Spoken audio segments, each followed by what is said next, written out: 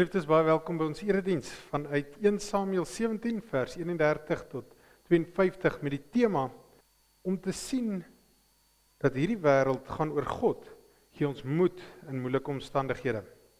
My geliefdes, Dawid en Goliat, een van die mees bekendste gedeeltes, en het is vir ons baie belangrik om hierdie gedeelte op die regte manier te interpreteer en te verstaan wat die Here vir ons daarin sê. Maar ons volg alles wat ons in 1 Samuel sien en daarom begin ons met die woorde uit 1 Samuel 2 vers 2. Ek jubel in die Here, ek is sterk in die Here, ek lag my vyande uit, ek is bly oor die uitkoms wat die Here gee. Ook 'n wonderlike seën, geliefdes, om dit te hoor vandag. Kom ons begin die Here te loof deur saam te sing, laat almal weet.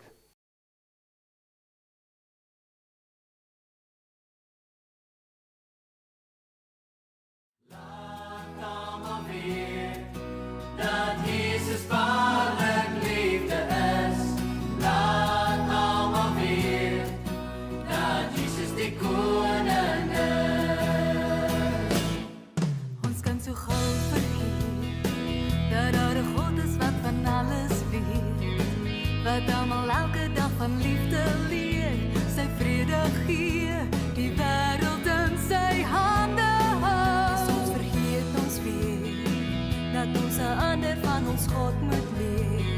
Sy wonderliefde wat geen grense ken en harte vir hom wen. Laat almal weet, dat Jesus Vader liefde is. Laat almal weet, dat Jesus die koning is. Laat almal weet, dat Jesus Vader liefde is.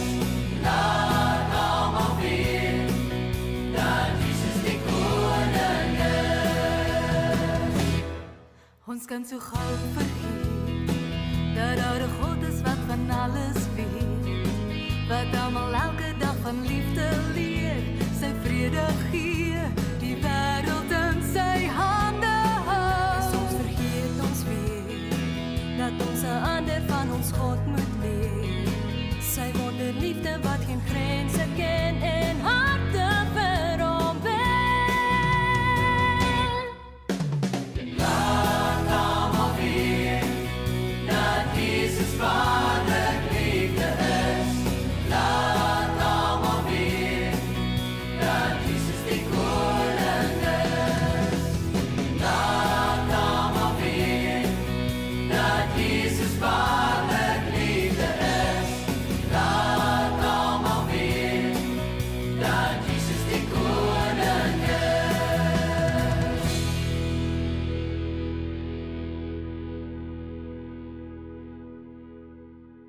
Geliefdes, as wetgedeelte kyk ons na Eksodus 20. Toe het God al hierdie gebooie aangekondig. Ek is die Here jou God wat jou uit Egipte, uit die plek van slawerny bevry het. Jy mag naas my geen ander gode hê nie. Jy mag nie vir jou 'n beeld of enige afbeelding maak van wat in die hemel daarbo of op die aarde hieronder of in die water onder die aarde is nie.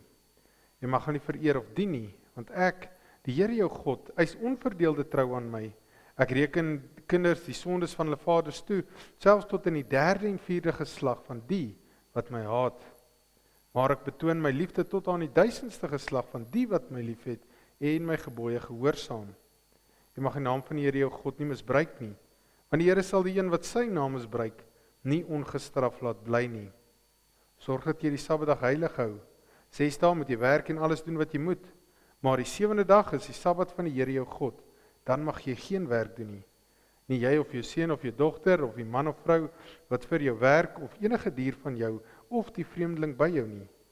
Die Here het in 6 dae die hemel en alles daarin gemaak, die aarde en alles daarop, die see en alles daarin. En op die 7de dag het hy gerus. En daarom het die Here dit as 'n gereelde rusdag ingestel en dit geheilig. Eer jou vader en jou moeder, dan sal jy lank bly woon in die land wat die Here jou God aan jou gee. Jy mag nie moord pleeg nie. Jy mag nie egbreek pleeg nie. Jy mag nie steel nie. Jy mag nie vals getuienis teen 'n ander gee nie. Jy mag nie iemand anders se huis begeer nie. Jy mag nie sy vrou begeer nie. Ook nie sy slaaf of slavin, 'n bees of 'n donkie of enigiets anders wat aan hom behoort nie. Geliefdes, tot sover die wet van die Here. Kom ons sing saam, hoe groot is ons God.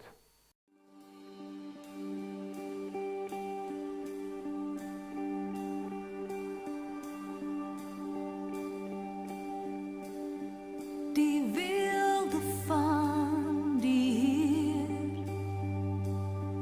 gekleed in majesteit, die hele aarde juig, die hele aarde juig. Hy kleed homself met lig, en duisternis moet vlug. Begin en die einde, begin en die einde. Hoe groot is ons God, ons sing hoe groot is ons God. Almal sal sien, hoe groot is ons God.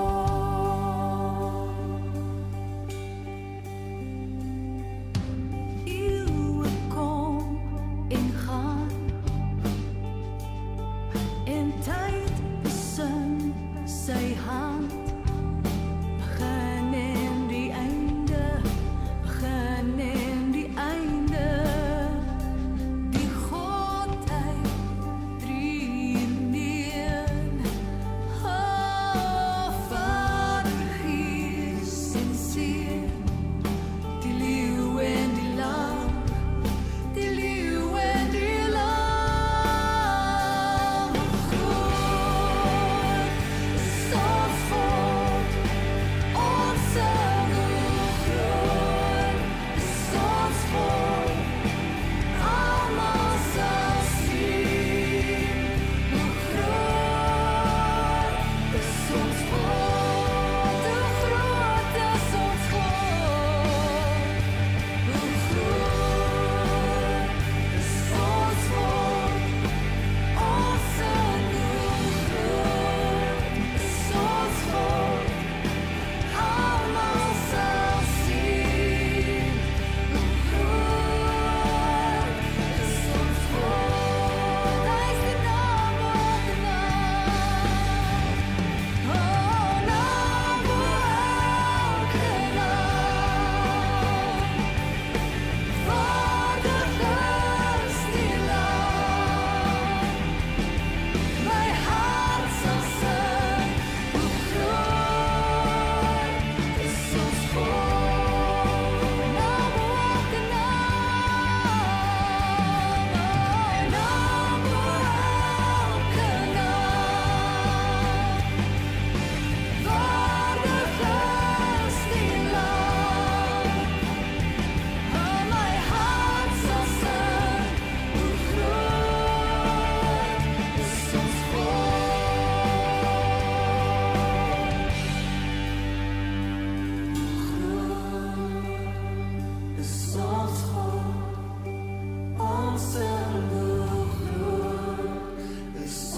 God. Almal sal sien, hoe groot is ons God. Hoe groot is ons God. Hoe groot is ons God. Ons sing hoe groot is ons God. Almal sal sien, hoe groot is ons God.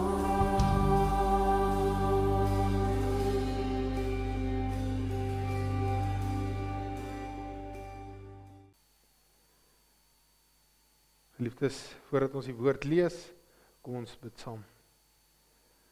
Ons almagtige Vader, liewer baie dankie dat ons weet en dat ons nou tot U kan nader. Heer, dat ons kan lees hoe U eer herstel. Heer, en die grootste versoening wat U gebring het deur die Seun te stuur. Heer, dat U eer daarin herstel. Dat U ons vergewe. Heer, ons sondes is so groot. Heer, dat ons nie tot U kan nader nie, maar U kom herstel ons. Heer, en ons wil U loof en prys daarvoor, en ons wil U eer daarvoor. Weer om u werke te sien in geskiedenis van ons met soveel vreugde en genade. Here, en ons bid dat ons vreugde in u sal vind. Vreugde is daarin sal vind dat ons u kinders is, dat u ons as konings voorberei. Here, en ons sien ook die moeilikhede wat ons in ons land sien. Here, ons wil u loof en prys dat u soveel herstel al gebring het in ons land. Here, wanneer ons na die wêreld kyk, deur menslike oë, dan lyk dit ook maar net chaoties en hopeloos. Maar Here, dankie dat u lig vir ons wys in hierdie wêreld. Dit gee ons hoop en moed en help ons om te leef soos wat u wil. Weer gee ons die geloof en die sterkte dat ons al hoe meer die wêreld so sal sien, al hoe meer ons eie omstandighede so sal sien en dat ons al hoe meer 'n begeerte sal hê om naby aan u te leef. Weer help ons om die woord te verstaan en te gaan toepas. En help ons ook in vandag se gedeelte. Dankie dat u u seun gestuur het om deur die Gees in ons te werk en ons vra dat u ons sal help daarmee. Weer ons bid ook vir alles waardeur die kerk gaan, op die stadium, Heer, kom suiwer ons gemeente. Heer, laat daar begeerte wees om nie mense se goedkeuring te soek nie, maar u goedkeuring. Wees met ons tog in dit. Weer ons bid dit nie dat enigstens dit verdien nie, maar alleen uit genade. Amen. Geliefdes, die gedeelte wat ons lees is 1 Samuel 17 vers 31 tot 52. En is nou nadat Saul vir 'n tyd lank regeer het, was Dawid nog nie in die prentjie nie. Hy was nog net 'n skaapwagter en op 'n stadium is hy vir sy broers wat in Saul se weermag beklei, moes hy vir hulle kos gevat het en daar kom hy en hy sien hier staan Israel en daar staan die Filistyn en Goliat laster die Here en hy daag die Israeliete uit en Dawid is kwaad. En toe die bekende verhaal wat ons nou lees, is toe Dawid gegaan het en hy sê, maar hy sal die een wees wat die reus aanvat. So ons lees daardie gedeelte. Die woorde wat Dawid gesê het rigbaar geword. Die manskappe het vir Saul vertel en hy het hom laat haal. 'n Mens moenie oor hom moedeloos word nie, sê Dawid vir Saul. Ek sal gaan veg teen hierdie Filistyn. Maar Saul sê vir Dawid, jy kan nie teen hierdie Filistyn gaan veg nie, want jy is jonk en hy 'n vegter van kindsbeen af. Toe sê Dawid vir Saul, as ek die klein vee van my pa oppas en daar kom 'n leeu of 'n beer en dra 'n lam weg uit die kudde, gaan ek agter hom aan en slaan hom dood en red die lam uit sy bek. As hy op my afstorm, gryp ek hom aan die baard en slaan hom dood. Ek het die leeu en ook die beer doodgeslaan. En hierdie heiden, hierdie Filistyn, sal soos hulle word, want hy het die linies van die lewende God verkleineer. Verder het Dawid gesê, die Here wat my gered het uit die kloue van die leeu en uit die kloue van die beer, hy sal my red uit die mag van hierdie Filistyn.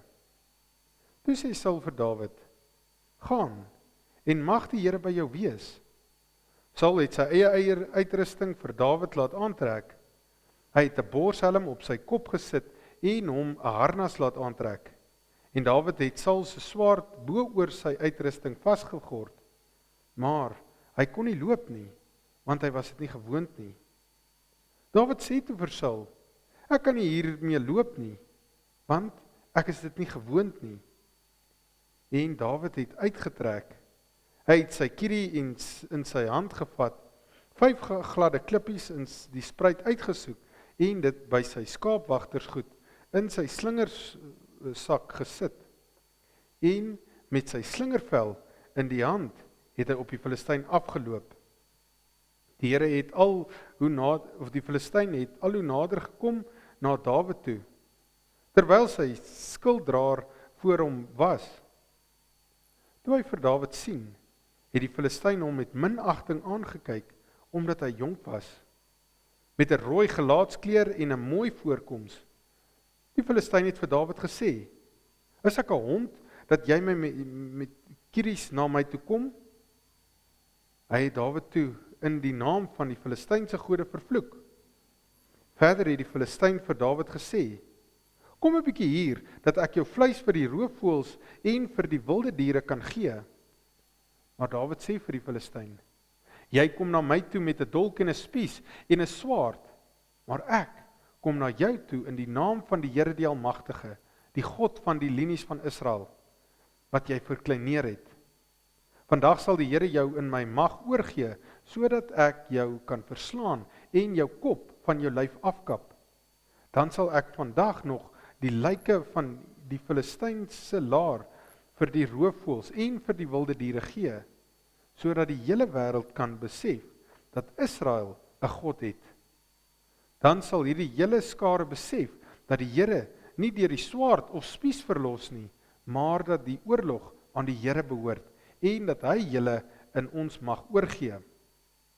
Toe die Filistyne regmaak en nader kom om Dawid te ontmoet, het Dawid die Filistyn vinnig op die vegterrein tegemoet gehardloop. Toe steek Dawid sy hand in die sak, vat 'n klip daaruit, gooi met sy slingervel en tref die Filistyn teen die voorkop. Die klip het in sy voorkop ingedring en hy het vooroor geval op die grond. Met die slingervel en klip was Dawid sterker as die Filistyn en het hy hom verslaan en doodgemaak. Dawid het nie eens 'n swaard by hom gehad nie. Toe het Dawid gehardloop, by die Filistyn gaan staan, sy swaard gevat, dit uit die skede getrek en hom van kant gemaak. Hy het sy kop daarmee afgekap. Die Filistyne het gesien dat hulle held dood is en het gevlug. Die manskappe van Israel en Juda het opgestaan, die aanvalskreet uitgeskreeu en die Filistyne agtervolg tot by die ingang van Gat en die poorte van Ekron, sodat die gesneuweldes van die Filistyne op die pad Saharreem af tot by Gat en Ekron gelê het. Tot sover geliefdes, kom ons gaan oor na die woord, na die prediking. Geliefdes, ons tema vandag is om te sien dat hierdie wêreld oor God gaan, gee vir ons moed in onmoontlike omstandighede. Nou geliefdes, het jy al ooit 'n preek oor Dawid en Goliat gehoor? Ek hoef dit amper nie eers te vra nie, want dit is amper een van die mees bekendste gedeelte in die Ou Testament. Dit word van kleins af vir mense geleer. Dit is baie populêr 'n gedeelte. En die rede daarvoor is omdat mense is lief om hulle self in te leef in Dawid in. En mense voel baie keer, maar wil die Here my nie kom help soos wat hy vir Dawid gehelp het nie. So dis baie keer daai gevoel. Maar dis dieselfde rede hoekom mense baie keer hou van hierdie superhelde stories wat 'n mens baie keer sien. Jy weet, kinders veral hou daarvan, want jy weet, hulle leef hulle self in dit in. Ons het daai gevoel, ons wil onsself daarin leef en ons wil dit ervaar. En dieselfde keer rede hoekom ons baie keer rugby kyk, ons leef onsself in daai sport in en jy weet, mense wil baie keer so voel. Nou geliefdes, 'n paar jaar terug, en dis eintlik nog steeds 'n baie populêre manier om die woord te interpreteer. Er is so 'n preek uitgekom waar mense begin gesê het, maar jy weet, jou probleem wat jy nou in die lewe het, is nou jou Goliat. Jy is Dawid, en dan was daar nou hierdie 5 klippies van 5 selfhelp maniere en jy weet hoe jy dit nou moet oplos en so aan.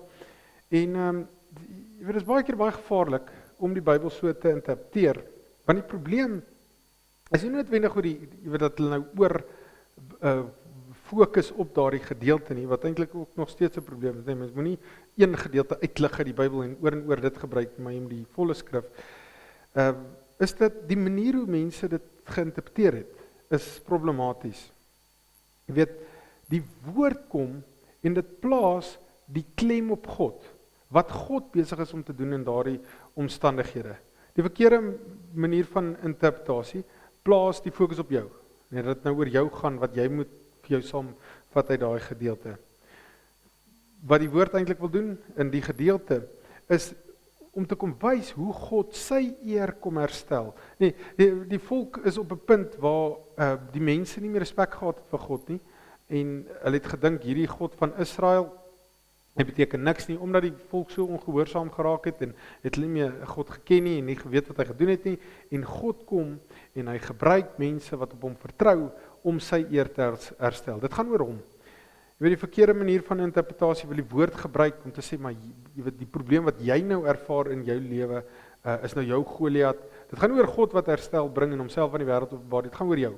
Dit is die verkeerde manier van interpretasie, maar dit is die manier hoe mense baie keer die woord gebruik, en veral hierdie Dawid en Goliat gebreme, dis nou jou probleem wat jy kan oplos, dis jou menslike krag wat nou gaan kom deur die geloof, en dis die ding, die fokus is op God, en wat hy besig is om te doen. Want geliefdes, jy sien, uiteindelik is die probleem, dat ons in dieselfde slaggat kan val, as wat Saul geval het, in hierdie gedeelte. Jy moet onthou, Saul was ook aangestel deur God. Saul het ook, was ook gesalf. Ons lees, hy die gees van God gehad, paar keer wat dinge gebeur het, dan kom die gees van God op hom, en dan gaan tree hy op, as koning. So hy was ook gesalf. Maar daar het op 'n stadium probleme gekom, dat Saul, sy koninkryk, sy eie persoonlike koninkryk, het al hoe belangriker geword. Dit gegaan oor hom, en sy koningskap, en dit het gemaak dat hy innerlik, toe sy koninkryk nou vir hom begin lyk of dit probleem raak, want Dawid kom en hy is suksesvol, toe begin hy jaloers raak, en hy vind die vreugde en die sukses wat Dawid gevind het nie, want dit het gaan oor sy koninkryk. Hy het nie gesien hoe God se koninkryk en God se eer herstel word nie, maar dit het vir hom gegaan oor sy eer wat nou besig is om te verval. Nee, en dit het gemaak dat hy innerlik al hoe slegter geword het, in plaas van beter. En as die woord oor jou gaan en nie oor God nie, kan ons baie keer presies dieselfde met ons gebeur. Dis hoekom dit vir ons belangrik is om die woord reg te interpreteer en te sien wat die boodskap hiersoin is. So daarom kyk ons na die volgende punte, geliefdes. Die eerste een, innerlike groei, is wat eintlik saak maak. En dan 'n tweede punt, wat die mens in staat stel om innerlik te groei, en dan is ons 3 punte onder dit. Die eerste een is, die fokus verskuif na van die omstandighede waarin ons vind, na waarmee God besig is. En dan 'n tweede een, die onbelangrike goed, is eintlik baie belangrik. En dan 'n derde een, om die onsigbare deur die sigbare raak te sien. Nou, geliefdes, ons begin met die eerste punt, innerlike groei, is wat eintlik saak maak. Nou, kom ons kom net weer op hoogte, waar ons laas was. Onthou, die volk is verlos uit Egipte uit, hulle kom by die beloofde land, moet nog 40 jaar rondtrek, omdat hulle twyfel in God, en na dit, toe vir 50 jaar word hulle deur Joshua in die beloofde land ingelei, terwyl Joshua en die mense wat hy aangestel het, lewe, is hulle gehoorsaam aan die Here. Toe hulle dood is, toe begin die volk eksperimenteer met afgode, dit maak dat dit baie sleg te begin gaan in die land, en toe vir 350 jaar sien ons die rigtertydperk, waar elke keer 'n rigter is, wat hulle kom verlos van die probleme en die gevare wat daar so was, maar hulle beweeg moreel al hoe verder en verder weg van die Here af. Hulle raak al hoe meer ongehoorsaam, en die rede hoofsaaklik was, dat hulle het elkeen gedoen wat reg is in sy eie oë. 'n verskynsel wat ons vandag ook al hoe meer en meer sien. Elke ou besluit sommer self wat is reg. Daar's nie meer eenheid nie. Mense luister nie meer na mekaar nie. Elkeen besluit sommer self. Iets waaraan ons baie sterk moet werk, geliefdes. Nou, toe daai tyd nou verby is, toe kom die koningtydperk. En net soos in die rigtertydperk, hulle motief was aanvanklik ook verkeerd, maar die Here is hulle genadig, en hy sê vir Samuel, dis nie teen 'n koning nie, dis teen my wat dit is, en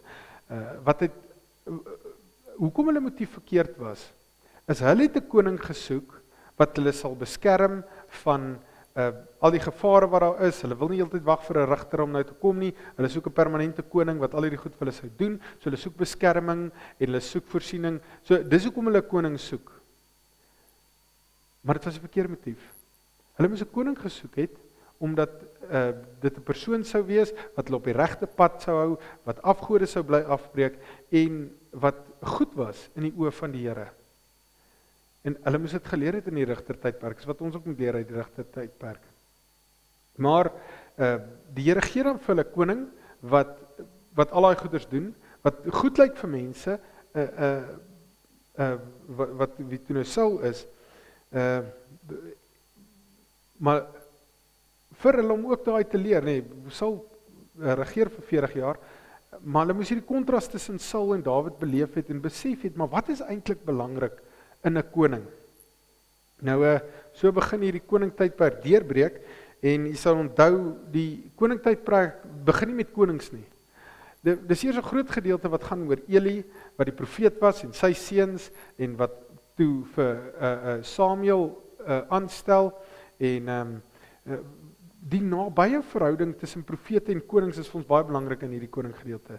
Want die respek en ontzag wat 'n koning gehad het vir God, het ook gemaak dat hy geluister het vir die profeet of hom geïgnoreer het. En wanneer hy respek gehad het en geluister het, dan het hy goed regeer.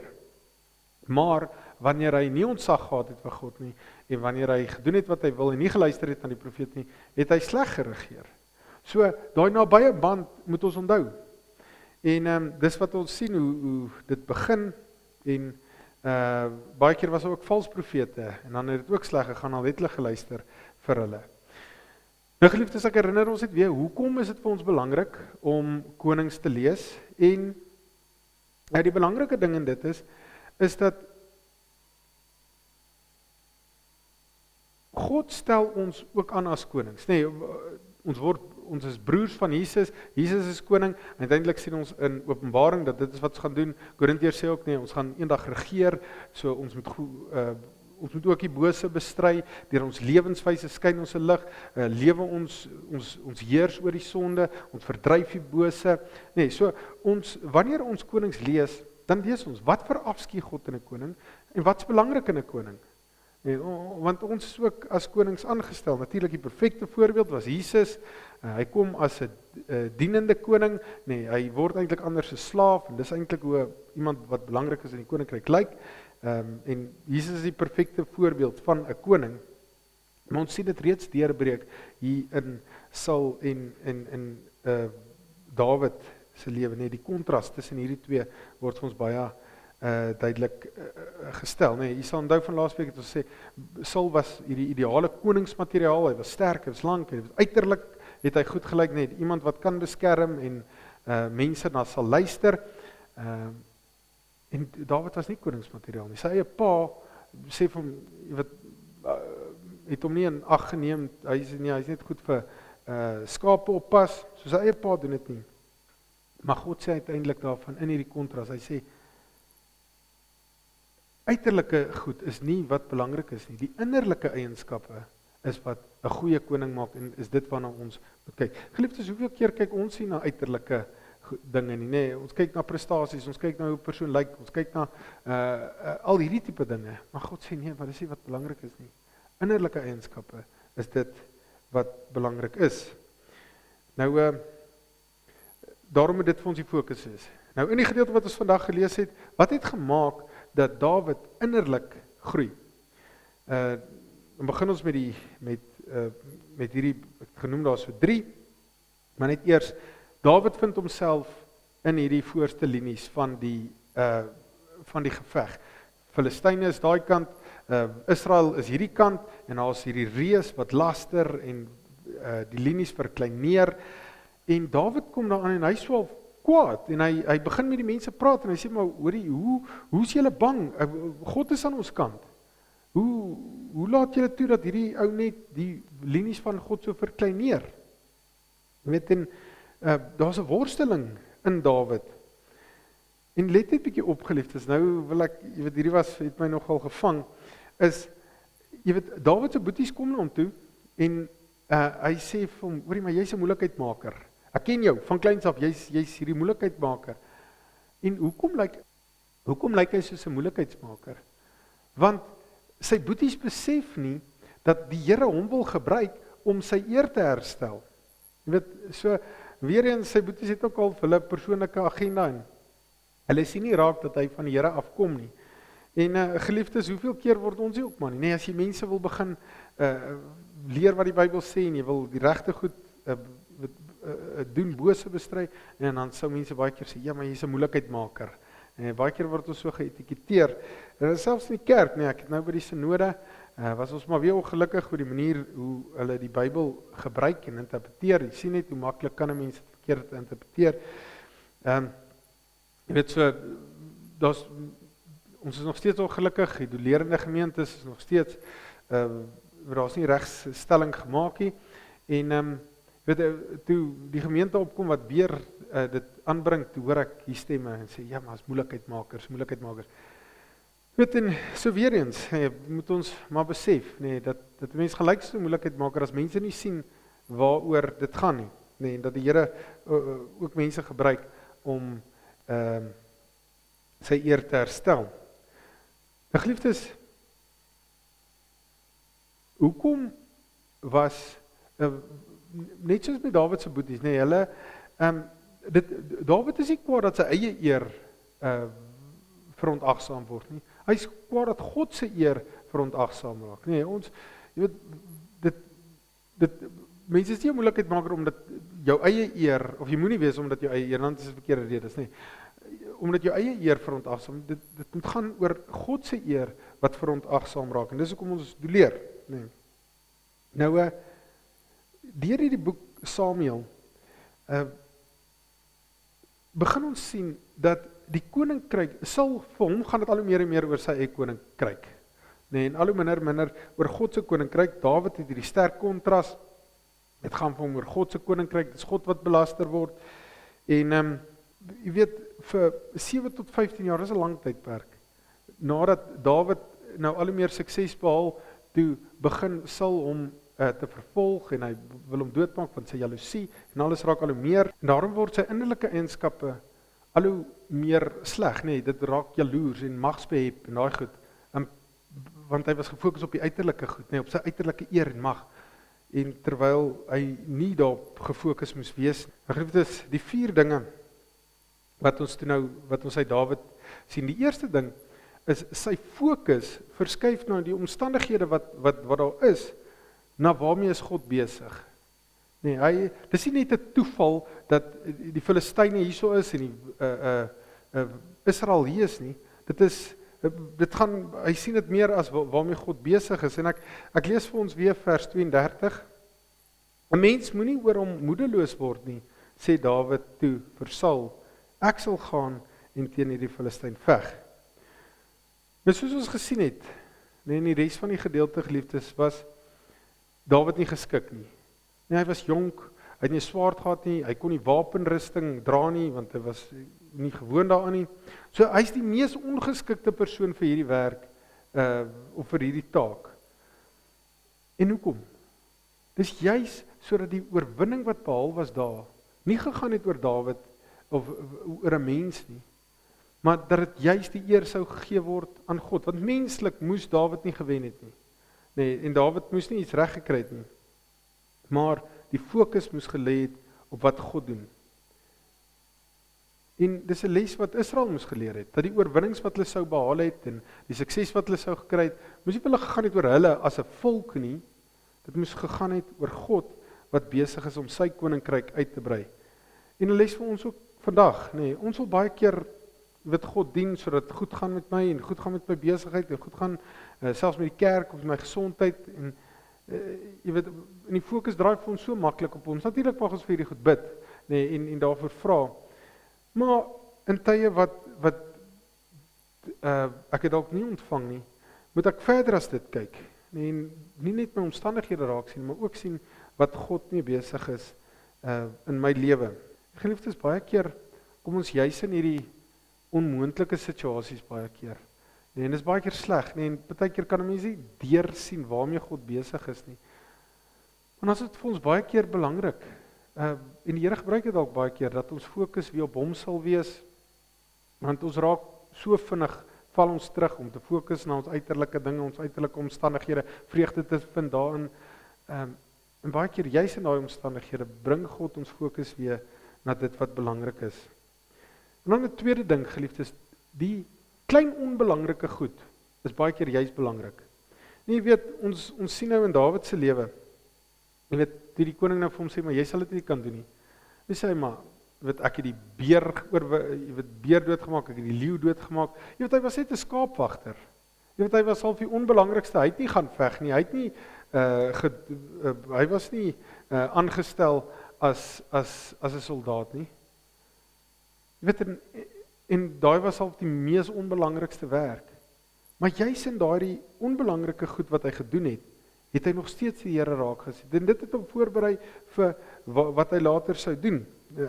Later om hierdie Goliat aan te vat. Nou, ek sê nie dat daar noodwendig 'n groot taak gaan wees nie, maar ons moet besef, selfs die klein goed gebruik God om sy koninkryk uit te brei. Nee, sê nou maar, as 'n mens dalk net kan dink aan, jy gaan dalk self deur finansiële moeilikheid, nee, en in daai tyd is dit juist wat jy weer God se hand raak sien en sien hoe hy voorsien is, mos maar baie keer juist daar wat die mense dit raak sien. Nee, en dan is dit juist baie keer daai ervaring wat jy gehad het waarmee jy ander mense bemoedig om te sê maar jong, ek was in hierdie omstandighede en die Here het my so gehelp en die Here het dit vir my gedoen en dan kan jy getuienis lewer daaroor. En dis juist deur daardie moeilike omstandighede wat jy daardie gawes aanleer. En dis die belangrike ding nie. Deur elke ding waardeur ons gaan, as ons nie raak sien dat God besig is om iets te doen nie, dan gaan dit ons moedeloos maak.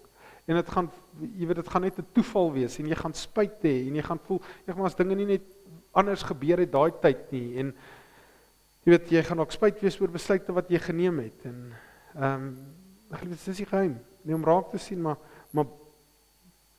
deur alles wat ons deurgaan, is God besig. En dis die derde ding, is dat ons die onsigbare teenwoordigheid van die Here en dit wat hy doen, raak sien deur die sigbare dinge. Ons sien nie die sigbare dinge wat gebeur nie, maar ook die onsigbare dinge. Nee.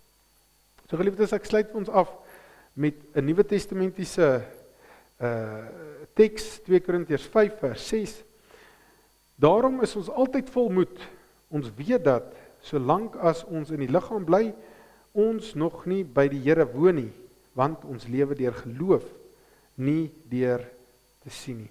Die Here ons aan herinner, ons sien nie net dit wat ons rondom ons sien nie. Ons kyk deur die geloof, ons sien nie onsigbare ding, ons weet God is besig, ook in my en u lewe. Geliefdes, mag jy dit raak sien, en mag dit vir u vreugde wees, en u moed. En Dawid is vir ons 'n beeld, hy het die wêreld so gesien. Ons as mens later deur Samuel lees, hy het omtrent alles wat hy gedoen het, dan sien jy, dan vra Dawid vir die Here.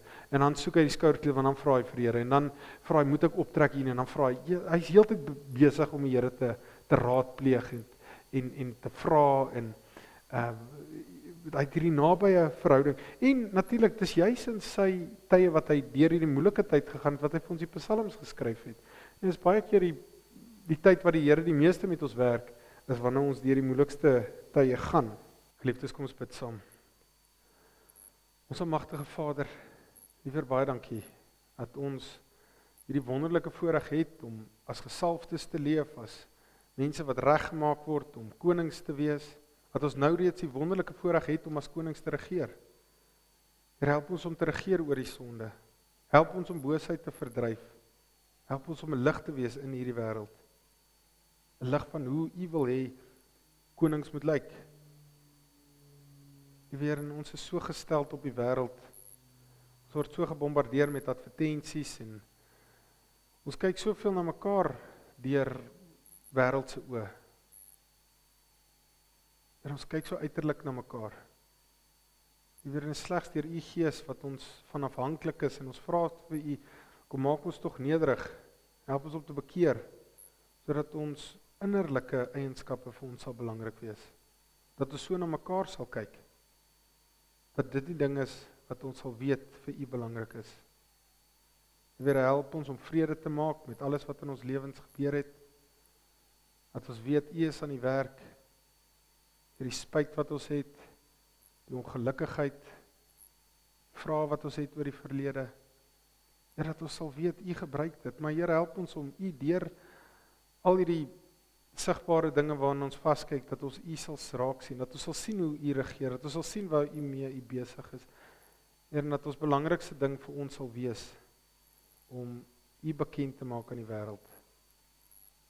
Here, help ons om dit te doen en help ons om vreugde daarin te vind en dit te wil doen in ons lewens.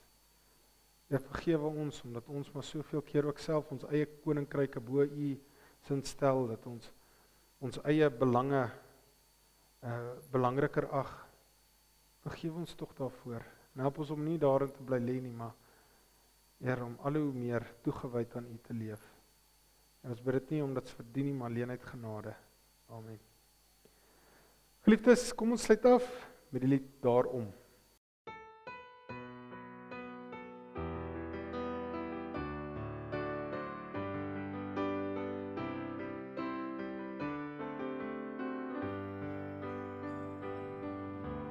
Here, U is my lewe.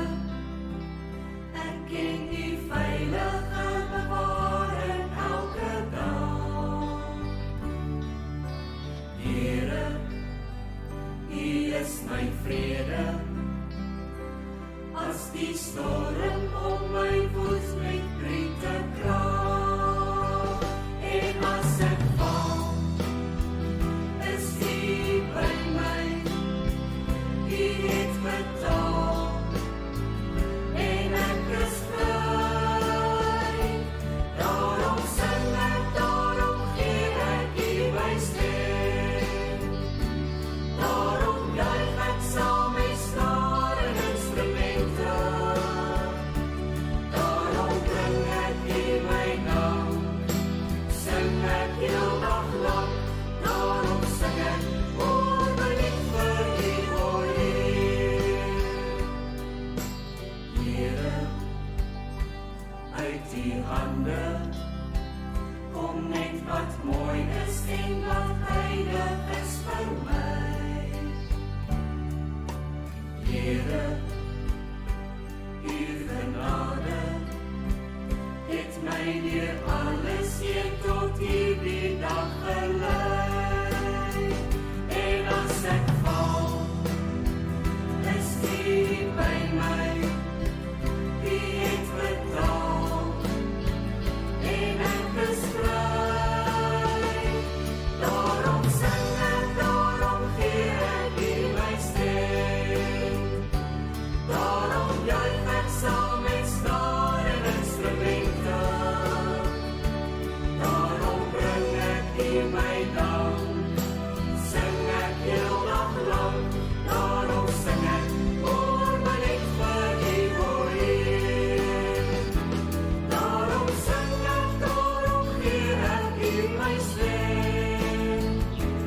Daarom juig ek saam met skare instrumente. Daarom bring ek U my naam. Sing ek heel dag lang. Daarom sing ek, oor my lief vir U, o Heer. Daarom sing ek, oor my lief vir U, o Heer. Daarom sing ek, oor my lief vir U, o Heer.